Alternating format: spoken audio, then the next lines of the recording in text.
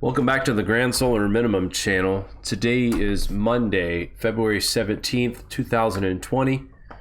And I just want to start tonight's broadcast with a few moments of silence and prayers for the family of Ryan Newman, NASCAR driver tonight, who went through a horrific wreck, probably one of the worst wrecks I've ever seen in my entire life of any kind of pro sport. Thoughts and prayers are with Ryan Newman and his family. And guys, I'm only human. I've watched the sport off and on all my life, and you always want to reach out your thoughts and prayers when you see someone who is involved in such a seriousness wreck. Again, my thoughts and prayers are with the Newman family.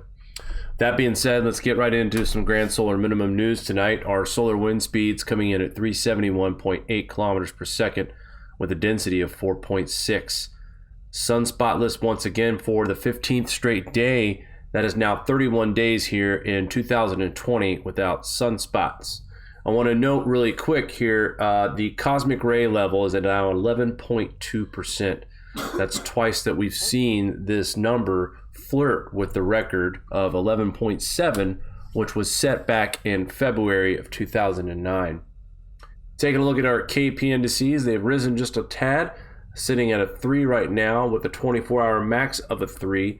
Also, TCI, it's also worth noting, has dropped from 3.60 to 3.53. Taking a look at our website, thegrandsolarminimum.com, and just want to show you how quiet it's been on the sun. Take a look at the solar X-ray flux.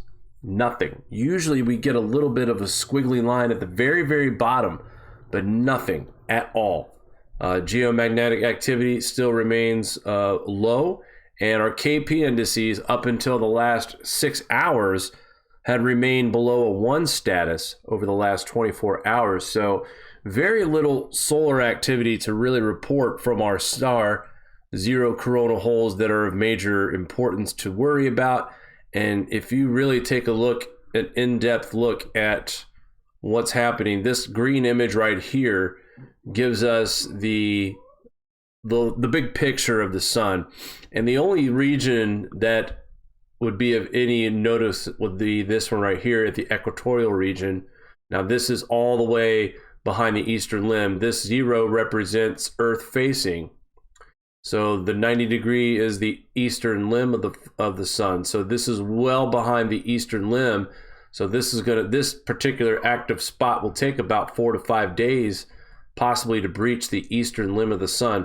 Other than that, we're pretty quiet. Nothing really to talk about. A minor coronal hole right here and here as well, and some weak corona right in this section, but nothing to really be on the alert for any kind of solar storms of that nature. It's been a while since we've seen anything at a G1 or even higher than that.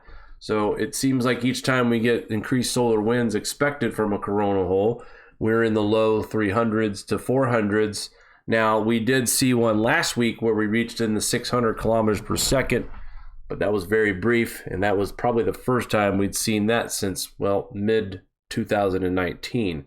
So just very quiet conditions here on the sun over the next several days, possibly weeks, as we've already seen a stretch without sunspots for 15 days, and right now, it's looking pretty good for at least the next 6 to 8 days without sunspots, unless we get a rogue active region that suddenly appears on the sun. But looking at other stats as well on our website, and like I said, solar activity is very, very low at this time.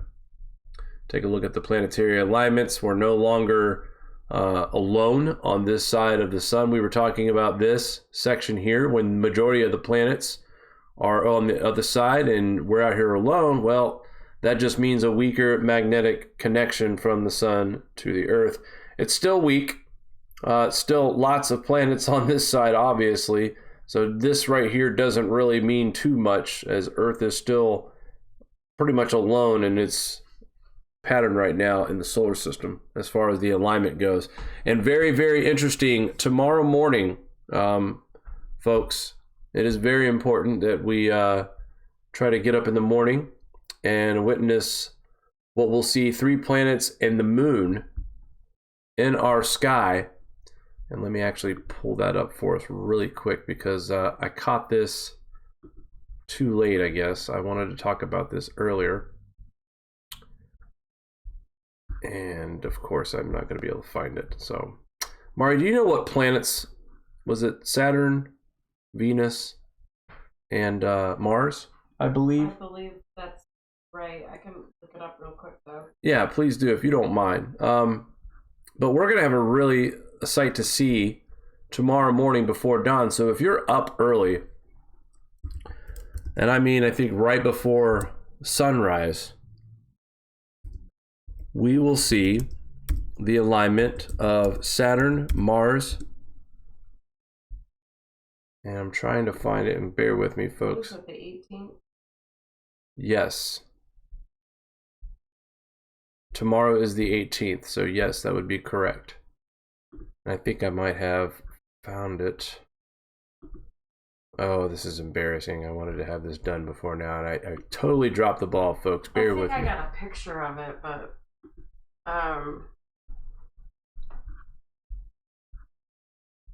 well, we'll bring it up later.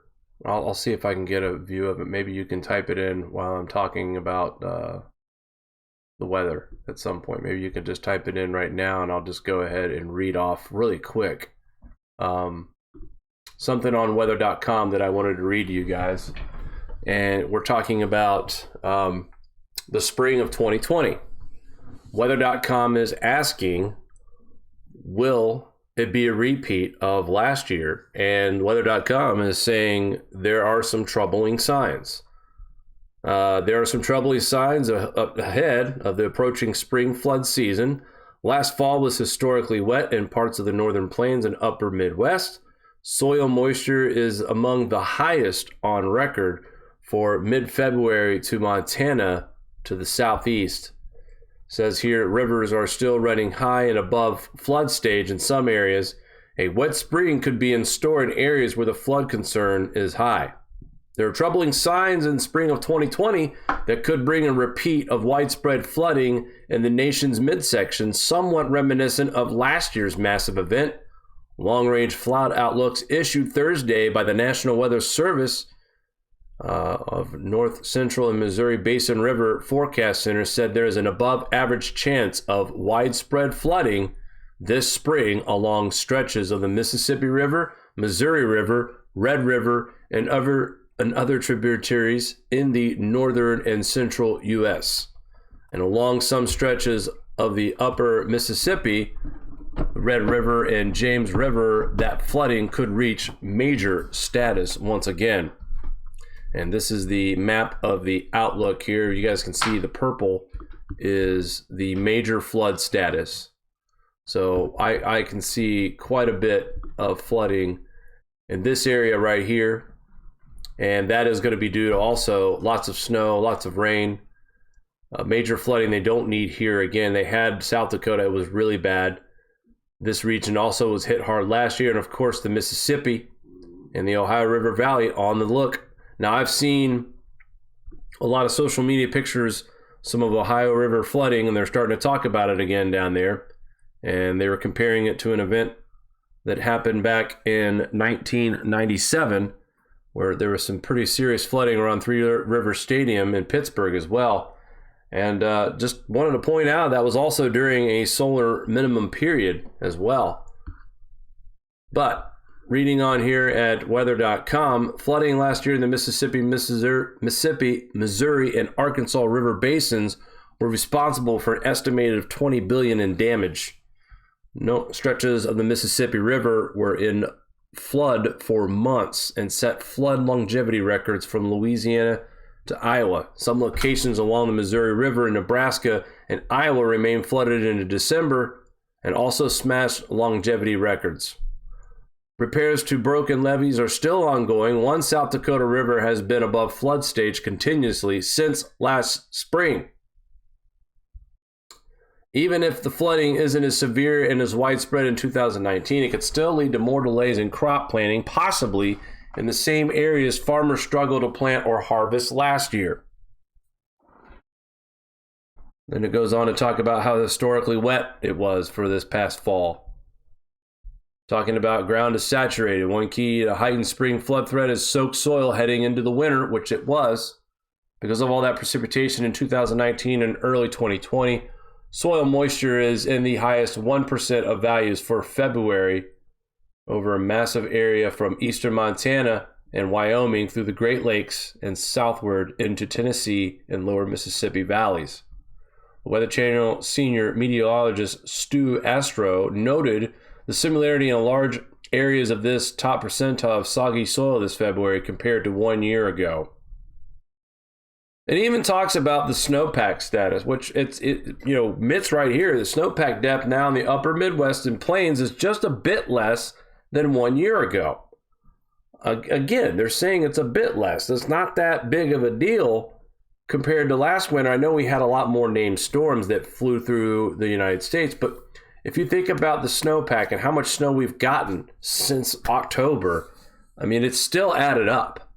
So, again, the folks out there who think because they're having a warm or mild winter in their neck of the woods, we're still looking at normal snowfall, above average snowfall. And I'll talk more about that too here in a second. Heavy wet snowpack is a prime ingredient for flooding in the spring. Using an analysis from NOAA's Office of Water Prediction, the estimated water content of the current snowpack is fairly similar to 1 year ago. So, is it time to start talking about No Plant 2020 seriously? Was it always fearmonger, quote, or is it a real threat? And right now, when you have mainstream media bringing up this concern in February, because we all know that it is still wet out, whether or not the temperatures are freezing cold like some expected to see an ice age of some sorts. Nevertheless, we're still seeing grand solar minimum issues here. Cosmic rays. I'll start there. We're already near the space age record of 11.7. We are 0.5% away from the record amount of cosmic rays in the atmosphere since we began to keep record of these in the space age. No solar wind hardly at all. No G1 storms, no solar flares, no CMEs. It's been quiet for the last 3 years. Yeah, we had a flurry of activity in January. I mean, that happens. That's solar minimum for you. There's going to be sunspots. There's going to be minor flares. But we haven't had any major activity from the sun. Some of you out there think that since the winter is a dud here in the U.S., that means that it's a dud everywhere else. Well, I'm going to tell you something right now. That's false. Starting with the Watchers article, Arctic sea ice sees drastic recovery, reaches largest early February ice extent in 11 years. This article is for the individual who thinks the 65-degree temperature reading in Antarctica, which, by the way, is almost at the same latitude as Melbourne, Australia, and it's also the summer in the southern hemisphere right now as well. So this guy wanted to bring up how the 65-degree temperature reading in Antarctica was the beginning of climate change, and that how big pieces of ice are breaking off right now. Okay. Arctic sea ice in the winter, and I don't normally like to report these because it's obvious it gets colder in the Arctic in the wintertime, but Arctic sea ice sees drastic recovery, reaches largest early February ice extent in 11 years. Sea ice analysts indicated that during this rather mild winter in the middle latitudes, trapped colder air in the polar circle had a positive impact on the rapid growth and recovery of the polar ice cap. Severe weather Europe meteorologists said the Arctic Ocean freezes during winter, reaching a maximum sea ice extent around March. In two animations produced by the SWE, rapid growth of ice cap can be observed as well as the ice getting thicker over time. Let's take a quick little peek at this, shall we? It's only a few seconds long.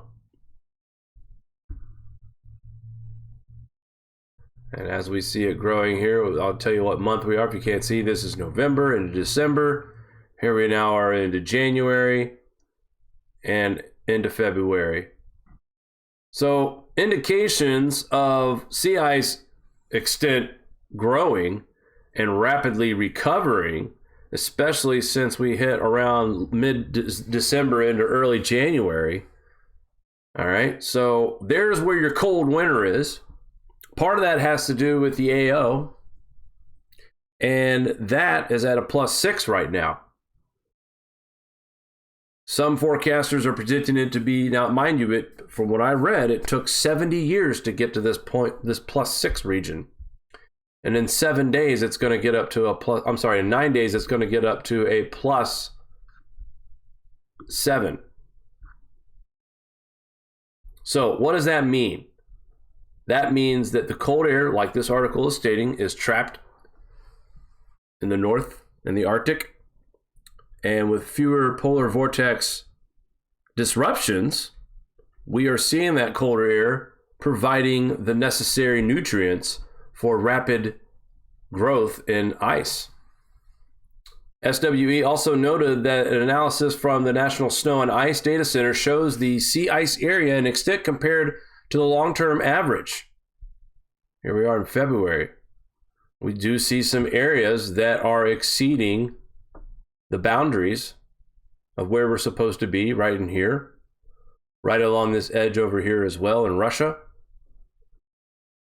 Parts of Greenland are filling up pretty nicely, as the peak of this will be in March, so we will definitely be past this line for sure, if it continues the way it is right now at this rate. There's our numbers. Oh, you know what? I haven't checked that out in a while. We'll have to go to this website. Let's see, do they have a link to it? I'd like to go look myself. No, it doesn't, unfortunately. That's unfortunate. I wish they would have linked it. Would love to show you these guys, these graphs here, because what a recovery. If my eyes are not mistaking here, 2020 here. Let's take a look at where we are. Where is that light blue line at for 2020? So this is huge, folks. The Arctic sea ice extent. When we started off 2020, there were some doubts about what was happening with the sea ice. All right. And as you can see, we are already outperforming in sea ice growth at this point. Now, let's find out where this green line. So last year's number, this is perfect. All right, let me stop moving this around. So right here, where the blue stops, if you look at the green line right here, this is for 2019. It almost looks like that the 2020 ice growth is slightly above where it could be at the same time in March as a peak, but you can see the separation right here from last year. This is last year's line, the green, and then here is the light blue is 2020. So you can see the gap right here. So my question to all you out there who want to question that the Arctic is melting and that we're losing sea ice in the Arctic Circle, can you explain to me what that's all about? Briefly. 2012 is the record minimum ice, and we are above that. We actually started below the record ice, and now we are above it. And right now, it looks as if we are going to trend above it, as we have seen the previous years below that minimum record at this time of the year. So already a huge improvement. If you look at the previous years, we're below the record minimum of 2012, okay? And then 2020, again, NASA wants you to believe that, or not NASA, but NOAA wants you to believe that 2019 was the hottest year, or the second hottest year on record. So what are they going to say about 2020? When we know, and we have the proof right here, we're looking right at it. Here's the truth. The Arctic sea ice is growing, and it's growing rapidly, and it's going to continue to grow rapidly for the rest of this winter. Most of the thinner ice is the fresh ones that formed this winter, and most of it will melt in the summer. Speaking of previous years, when comparing to past years, we can see that there has not been such a large ice extent, at least since 2010, talking about a larger growth. Which, by the way, 2010 was in the last minimum cycle. Adding that a lot of it has something to do with beneficial weather conditions this winter. Thanks to the strong polar vortex, the Arctic sea ice reaches the largest ice extent in the past 11 years, mentioning it's just strange. The strong polar vortex, the Arctic sea ice reaches the largest ice extent in the past 11 years. So the last time we had it like this was during a minimum. Again, if you follow this channel and other channels like this, you're going to be able to read between the lines once you identify these topics over a certain period of time. I mean, they're not coming out and telling you solar minimum, but all of you know every 11 years what we go through. A new solar cycle, we are in a minimum as well. Also, in the last 20 years, 2020 is the 7th largest ice extent for early February.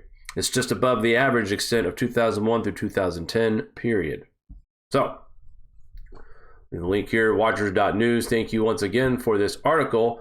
Sticking with the cold because it's warm in your backyard, but freezing temperatures will hit Saudi Arabia in the worst cold wave since 2016. Again, temperatures in Saudi Arabia drop below freezing level this week as the worst cold wave since 2016 persists in parts of the country. The capital city of Riyadh recorded frigid temperatures, leaving the streets almost empty on Tuesday and Wednesday, February 11th and February 12th. Temperature reading around 23 degrees. Hail registered around 26 degrees, while it was 28.4 degrees in Arar, the border with Iraq. And I've already reported once or twice about cold temperatures, cold snaps, Saudi Arabia. Here we go. According to Hassan Abdullah of the Wasm Meteorological Center, the country is expecting its most intense cold wave since 2016, which was the beginning of solar minimum, if you ask me. When we started to see the decline of sunspots, it happened in especially late 2016. During that year, temperatures fell as low as 25 degrees Fahrenheit in Tarif, while snow blanketed the deserts, just like it already has this year. In neighboring countries of Iraq, residents are also shivering through the cold, while rare snowfall also covered the streets in Baghdad, an event last seen in 2008, the second time in over 100 years. And there's a reason why the Watchers keeps mentioning that, folks. It is significant. That's outstanding that we are here to witness 2 snowfalls in the last 100 years within, 12 years apart? Insane. It's getting colder, folks, not warmer. At least 50 homes destroyed, 21 dead as a series of avalanches to strike Afghanistan. You heard it right, folks. Afghanistan experiencing avalanches. And of course, these people are vulnerable to this kind of weather. I'm just trying to wrap my head around why we're seeing snow this deep in Afghanistan. Avalanches. Tragedy, the poorest part of the country is hit by a deadly avalanche. Central highlands of Afghanistan. There's no paved roads to reach this part of the country. The poor farmers have to deal with this deadly disaster all alone. The winter in Afghanistan has been brutal and deadly. It has sparked flash floods, triggered avalanches, dumped heavy snowfall across the country. In the past 2 months, the death toll from such calamities have climbed to 72, including 21 deaths on Thursday. Among the fatalities were 2 pregnant women who died because of their inability to reach a hospital for delivery because of the avalanches. In addition, 2,400 houses have been washed away in flash floods since the beginning of winter season. So this is where all of your extreme GSM weather is happening in 2020. It's not that the GSM shut off, because if you guys have been following us since the beginning of this channel, we've always spoke of GSM being regional. It doesn't mean glaciation or ice age for the entire globe and everyone's under snow and ice. This is a regional event. It's happening the way we said it would happen. A lot of folks thought this winter was going to be, and myself included, I thought this was going to rival the 1978, 1979 winter.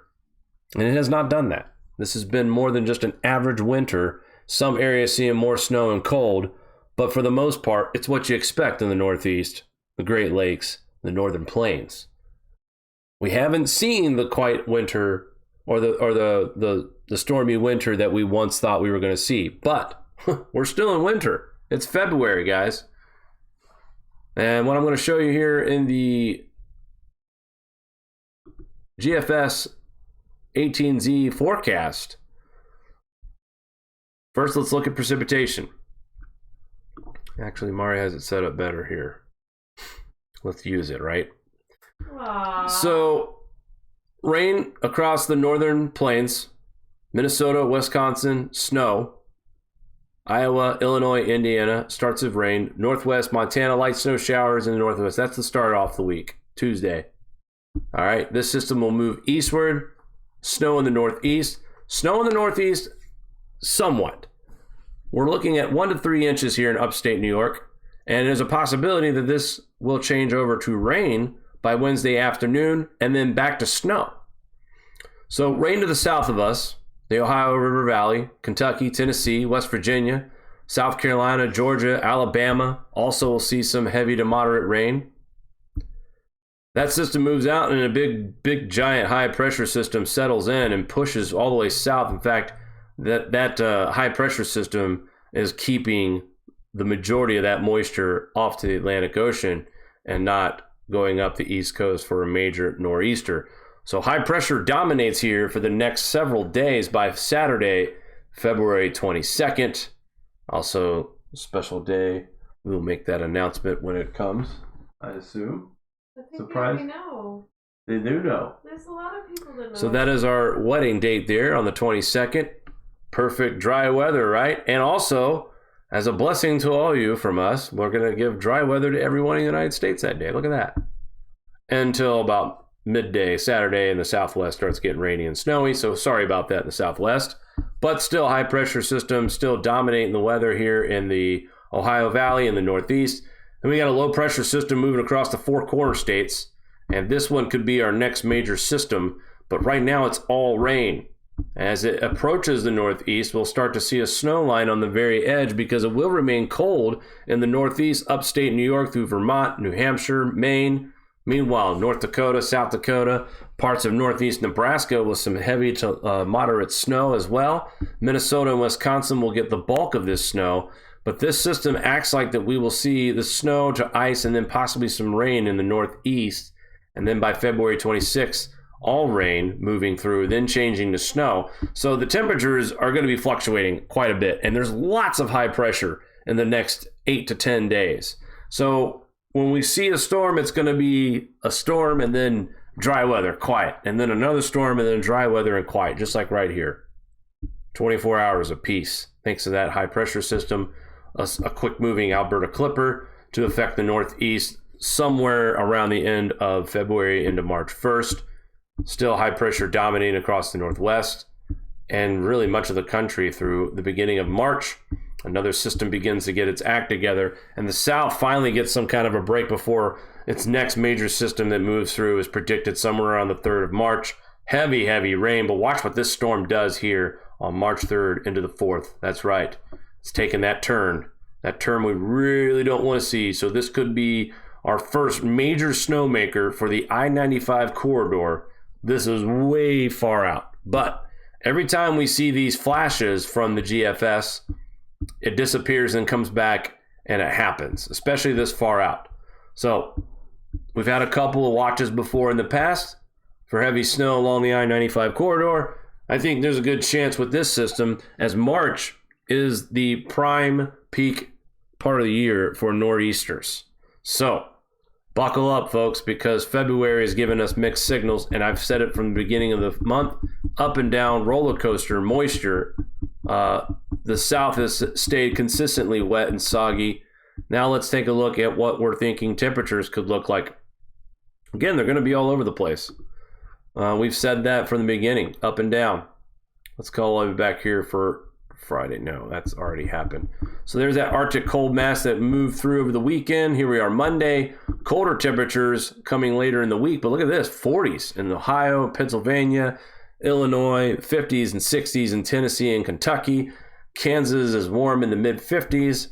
But overnight is a different story. And more colder air to surge southward as we get to next Wednesday, or this Wednesday, where temperatures will be in the mid-30s in the Northeast, but here comes another cold push, and it'll drop temperatures below freezing like they should be for the north part of the country, as it is winter. Florida heating up, the South still cooling off too, as that Arctic cold mass finally gets pushed off to the Northeast. Mild temperatures are now trying to control the game.